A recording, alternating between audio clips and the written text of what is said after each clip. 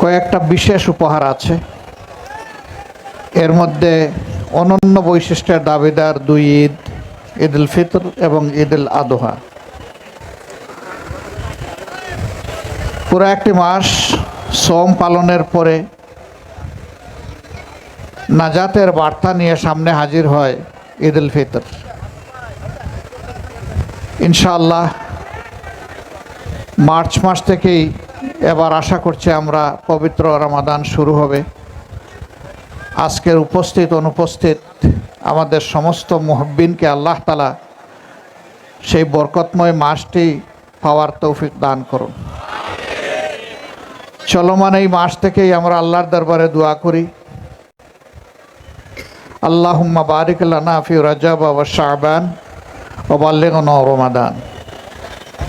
হে রাব্বুল আলামিন, তুমি আমাদেরকে রজব এবং শাবানের বারাকা দান করো আর রমজান পর্যন্ত আমাদেরকে হায়াত দাও।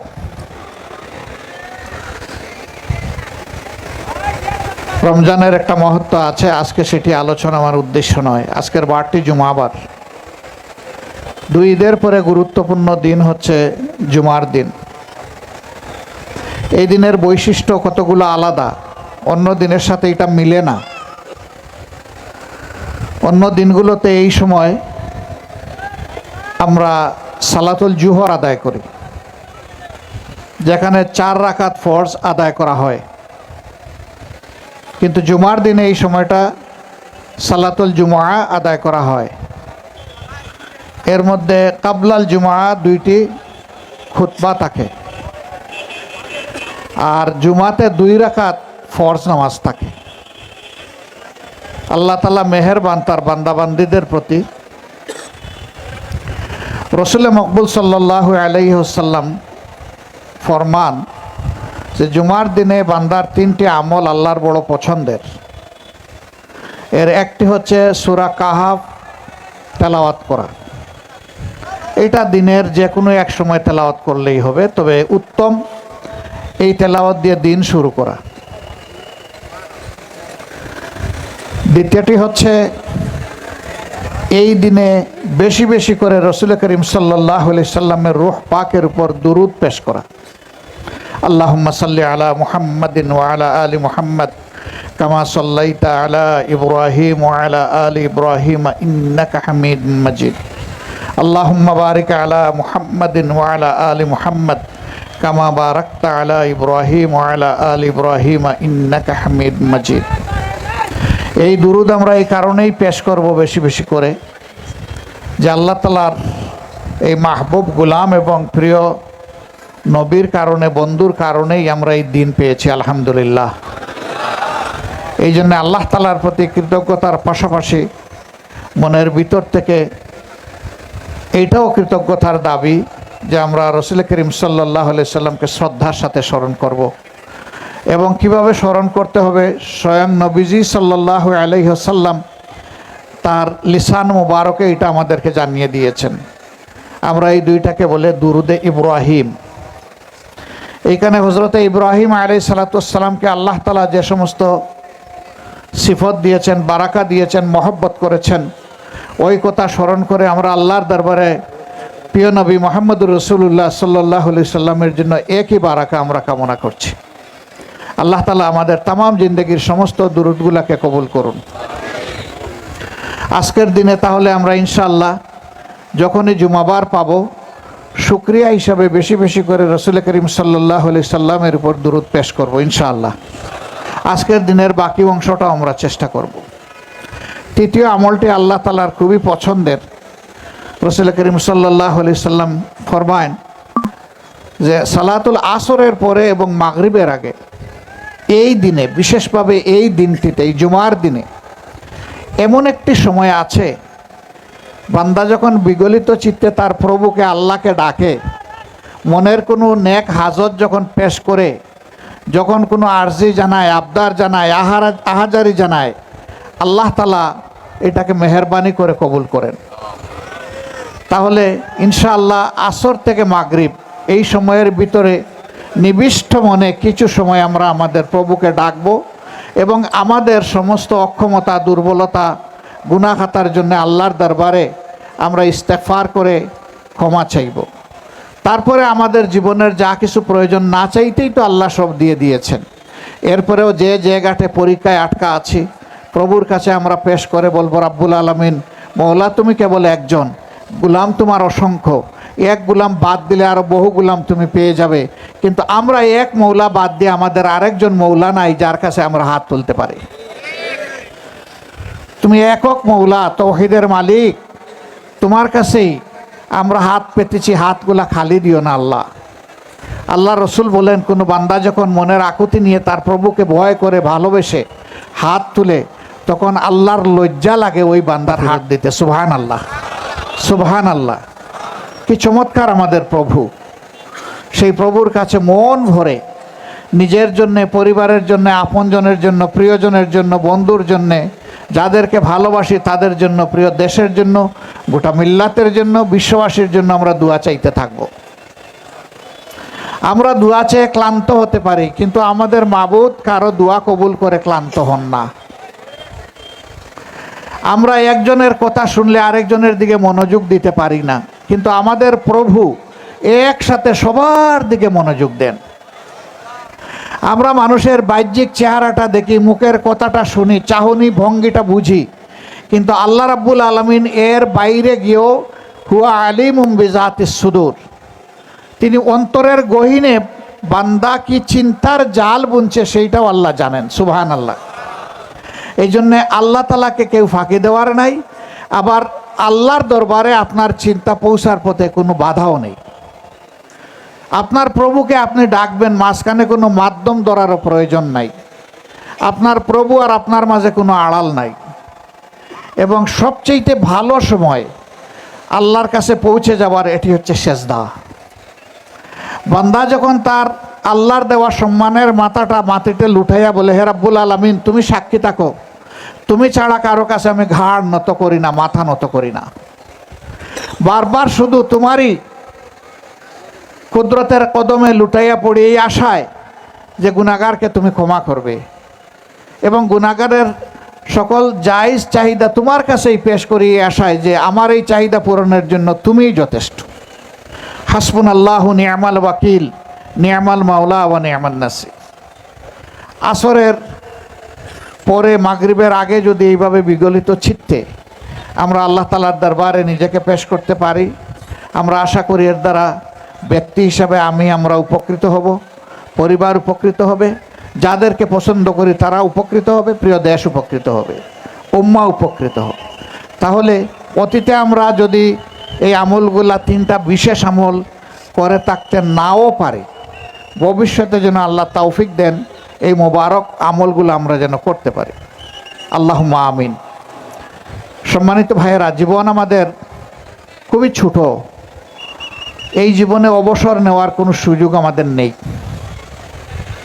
আল্লাহ তাআলা যদি কিসমতে রাখেন, ইনশাআল্লাহ তাআলা আজিম, ক্ষুদ্র জীবনের এই ঘাট পাড়ি দিয়ে আমরা যখন বারজাখের জীবনে পদার্পণ করব, যখন আমাদেরকে বিসমিল্লাহি আলা মিল্লাতে রাসূলুল্লাহ বলে রেখে দেওয়া হবে, সেই জীবনের যে সূচনা হবে, ওই জীবনে এ জীবনের করা আমাদের আমলগুলো, আমাদের ত্যাগ কুরবানিগুলো, সাদাকাগুলো, এইগুলোই তখন আমাদেরকে সঙ্গ দেবে।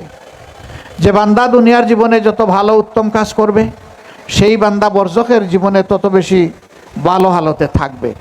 আল্লাহ তাআলা মানুষকে সতর্ক করে দিয়ে সূরা মুলকের 2য় আয়াতে বলছেন যে তোমরা স্মরণ রাখো, তোমাদেরকে স্মরণ করতে হবে। কি করতে হবে? আল্লাহ বলতেছেন যে তোমাদেরকে আমি আল্লাযী খালাকাল মাউতা ওয়াল হায়াতা লিয়াবলুয়াকুম আইয়ুকুম আহসানু আমালা। ওরে বান্দাবান্দিরা, তোমাদেরকে আমি মৌত নামক নিয়ামত দান করেছি। মৌত খালাকাল মাউতা ওয়াল হায়া, এবং হায়াতও দান করেছি। আগে মৌতের কথা আল্লাহ বললেন, এরপরে হায়াতের কথা। কিন্তু আমরা তো এখন হায়াতে আছি, তাই না? মৌত আমাদেরকে ধরে ফেললে তো আর আমরা নাই, এই জীবন আমাদের শেষ। তো আল্লাহ মৌতের কথা বললেন কেন আগে? এর হিকমা আল্লাহ তাআলাই সবচেয়ে ভালো জানেন। তবে মুফাসসিরিনে কেরামে বলেন, যে বান্দা তুমি তো হায়াত পেয়েই গিয়েছো, তোমার স্মরণ রাখা উচিত মৌত কিন্তু খুব ঘনিষ্ঠভাবে তোমাকে পিছনে পিছনে অনুসরণ করছে। এই পিছনের অনুসরণকারী আল্লাহর হুকুমে হঠাৎ তোমার সামনে চলে আসবে। যখন সামনে চলে আসবে তখন তোমার আরেকটা শ্বাসের কোনো ফুরসত তুমি পাবা না। তুমি যদি সেই সময় বলো, প্রভু তুমি আমাকে এত হায়াত দিয়েছ, আরেক দিনের হায়াত দাও, আমার যত মাল আছে আমি তোমার জন্য সাদাকা করে দেব, আর বাকি দিনটা আমি তোমার সিজদায় লুটাইয়া পড়বো, আমি কোনো নাফরমানি করব না, ফিরিস্তা এটা কবুল করার কোনো এখতিয়ার রাখেন না। আল্লাহ তাআলার পক্ষ থেকে মৌতের ফায়সালা হয়ে যাওয়ার পরে ফিরিস্তার একমাত্র কাজ হচ্ছে যে তিনি ওই বান্দার জানটা নিয়ে আল্লাহর দরবারে হাজির হবেন। এই হাজিরার পথে আল্লাহ তাআলার ফিরিস্তারা, রহমতের ফিরিস্তারা কিছু রূহকে আটকায় দিবেন, ওইটা আরশে আজিমের দিকে যাবে না। বলবেন যে এটা নাপাক, এটার ঊর্ধ্ব দিকে উঠার কোনো এখতিয়ার নাই, এটা নিচের দিকে নামবে এবং আগুনের দিকে যাবে। আর কিছু রূহকে রহমতের ফিরিস্তারা আহলান সাহলান মারহাবা মারহাবা বলে তারা অভিনন্দন অভ্যর্থনা জানিয়ে আরশে আজিমের দিকে তারা নিয়ে যাওয়ার চেষ্টা করবেন।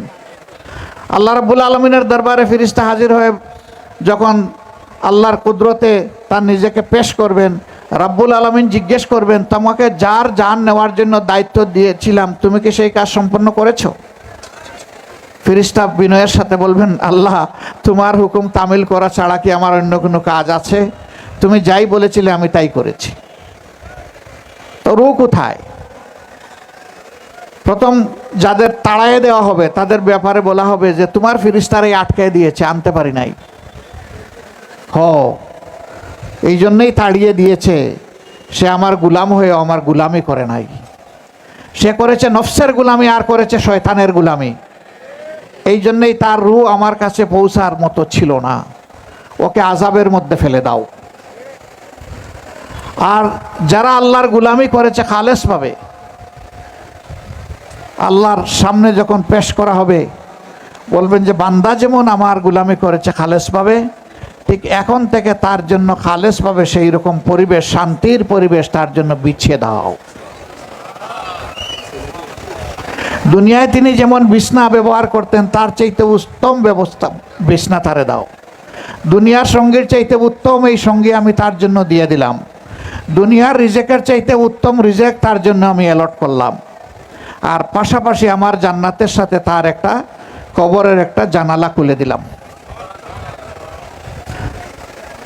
আমরা সেই নেক আমল করতে চাই, তাই না? আল্লাহ তাআলা আমাদেরকে তৌফিক দান করুন। এখানে যারা উপস্থিত হয়েছে কারো বয়স হয়তো 80 হবে, কারো 70, কারো 60, কম হবে বেশি হবে অনেক হবে, বয়স আমরা কম পাইনি। আমাদের আসলে জীবন মাত্র 2 সেকেন্ডের চেয়ে কম। প্রতিটি মানুষ, প্রাপ্তবয়স্ক যারা অথবা অপ্রাপ্তবয়স্ক, তারা শ্বাস তুলে এবং ফেলে, এটাই জীবন। তো তোলা শ্বাসটা ফেলতে হবে। পারলাম না, হাত সরাই নিলাম। কেন? মনে হচ্ছে যে ভিতর থেকে ধাক্কা দিয়ে আমার হাত সরাই দিচ্ছে, মনে হচ্ছে যে চোখ বের হয়ে আসবে। এটা বাধ্য, এই শ্বাস ফেলতেই হবে, এটা আল্লাহর হুকুম। কিন্তু ফেলে দেওয়া শ্বাস উঠবে তার কোনো গ্যারান্টি নাই। আর এই তুলা শ্বাসটার হায়াত হচ্ছে, মেয়াদ হচ্ছে স্বাভাবিকভাবে 2 সেকেন্ডের চেয়ে কম। এইটাই আমাদের জীবন। অতএব যারা চিন্তা করব, ঠিক আছে আজকে না হয় উল্টাপাল্টা কিছু কাজ করেই ফেললাম, আজকে না হয় আমার প্রভুর ইবাদত ঠিকমতো করতে পারলাম না, আগামীকাল ইনশাল্লাহ পুষায় নেব, আগামী সপ্তাহে পুষায় নেব, আগামী বছরে পুষায় নেব, আমি মালে গনি হওয়া সত্ত্বেও হজ করি নাই, ঠিক আছে এবারকার হজে ধরতে পারলাম না, আগামী হজ করে নেব। আগামী আপনার নয়, আমারও নয়, আগামী আল্লাহ তাআলার হাতে। আল্লাহ যে মুহূর্ত আপনাকে দিয়েছেন, প্রতিটি মুহূর্তের কদর করা, সম্মান করা, ইজ্জত করা, আল্লাহর গুলামি করা, এইটাই আপনার আমার দায়িত্ব। প্রিয় ভাইয়েরা, এই কাজটা আমরা তিলে তিলে যারা করব তারাই মাবুদের মাবরুর গুলাম এবং বান্দি হয়ে যাব ইনশাআল্লাহ। আমাদেরকে, আমাদের স্ত্রী পুত্র আপনজনকে, মা বাবাকে, যারাই বেঁচে আছেন সবাইকে আল্লাহ তাআলা সেই রকম তাইয়িব জিন্দেগি আল্লাহ তাআলা দান করুন। প্রতিটি মুহূর্তে আল্লাহকে যেন স্মরণ করতে পারি, প্রত্যেকটি চিন্তার সময়ের জন্য এটাও মাথায় রাখি যে আমার এই চিন্তার উপর আমার আল্লাহ সন্তুষ্ট না অসন্তুষ্ট। কথা বলার সময় যেন দায়িত্ব নিয়ে কথা বলি যে এই কথা আল্লাহর পছন্দের না অপছন্দের। কাজ করার সময় যেন চিন্তা করে এই কাজ আমাকে জান্নাতে নিবে না জাহান্নামের দিকে ডাকবে। যদি এইভাবে ব্যক্তিগতভাবে প্রত্যেকটি মানুষ তার নিজের কাজের পাহারাদার হয়ে যায়, চিন্তার পাহারাদার হয়ে যায়, কথার পাহারাদার হয়ে যায়, আলহামদুলিল্লাহ এই মানুষ হবে জান্নাতি মানুষ। আর এই মানুষগুলা মিলেই একটা জান্নাতি দেশ বা সমাজ পেয়ে যাবে ইনশাআল্লাহ। আমরা এমন একটা সমাজের জন্য এই কাঙ্গাল হয়ে লড়াই করি। আল্লাহ তাআলা এই লড়াইয়ে আমাদের সাহায্যকারী হন। এই লড়াইয়ে আল্লাহ আমাদেরকে মানবতার বিজয় দান করুন। আমরা দলকে প্রতিষ্ঠা করার জন্য নয়, বরঞ্চ আল্লাহর দ্বীন এবং আল্লাহর হুকুমকে প্রতিষ্ঠা করার জন্য এই লড়াই করছি। এই লড়াইয়ে অনেকে জীবন দিয়েছেন, আল্লাহ তাদেরকে মকবুল মঞ্জুর শহীদ হিসাবে কবুল করুন, মর্যাদা দান করুন। উন্নত মর্যাদায় হজরতে হামজা রাদিয়াল্লাহু তাআলা আনহুর মিছিলে হাসরের দিন তাদেরকে আল্লাহ যেন সদস্য বানিয়ে দেন। আল্লাহ যেন জাহান্নাম তাদের থেকে দূরে সরিয়ে দেন। এই কাজ করতে গিয়ে আহত পঙ্গু যারা হয়েছেন আল্লাহ যেন তাদেরকে সর্বোত্তম জাযা দান করেন এবং তাদেরকেও যেন আল্লাহ তাআলা শাহাদতের মর্যাদায় দুনিয়া থেকে উঠায় নেন। আমরা যারা জীবিত আছি আল্লাহর জন্য, আল্লাহর দ্বীনের জন্য, মানুষের জন্য, মানবতার জন্য আল্লাহ যেন আমাদেরকে শুধু আল্লাহর ভালোবাসায় কাজ করার তৌফিক দান করেন। আল্লাহ তুমি সাক্ষী থাকো, তোমার কসম, তোমার জাতের কসম, এই যে আমরা এতগুলা লোক আজকে একত্রিত হয়েছে এবং আরও হব, আল্লাহ অন্য কিছু নয়, শুধু তোমার ভালোবাসায় আমরা পরস্পরকে ভালোবাসি। আমরা তোমার জন্য আমরা একে অন্যকে ভালোবাসি। আমাদের দুনিয়াবি কোনো ধান্দা নাই যে এই ভালোবাসার মাধ্যমে দুনিয়ার কপাল আমরা গড়ব, এটার কোনো ধান্দা নাই। তুমি সাক্ষী। আমাদের এই ভালোবাসা কবুল করো আর ভালোবাসার এই বাগানটাকে তুমি তোমার জান্নাতে পৌঁছায় দিও এবং এই ভালোবাসার বিনিময়ে দুনিয়ার সমস্ত আবর্জনা তুমি পরিষ্কার করে দাও। আমাদের মনগুলোকে সুন্দর, স্বচ্ছ, পবিত্র, ঝরঝরে এবং তুমি সাদা বানিয়ে দাও।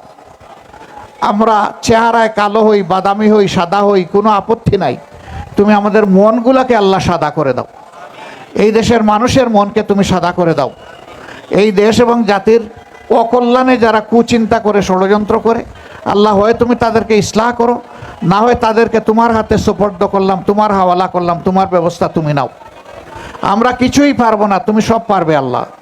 আর যা কিছু আমাদেরকে দিয়ে করাতে চাও তাও তুমি করিয়ে নাও, কিন্তু সেইটা যেন তোমার পছন্দের হয়। আল্লাহ রাব্বুল আলামিন আমাদেরকে তৌফিক দিন। আপনাদের সকলের হায়াতে, সেহাতে, ইজ্জতে, ইলমে, আলমলে, রিজেকে আল্লাহ তাআলা অফুরন্ত বারাকা দান করুন। আসসালামু আলাইকুম ওয়া রাহমাতুল্লাহি ওয়া বারাকাতুহু।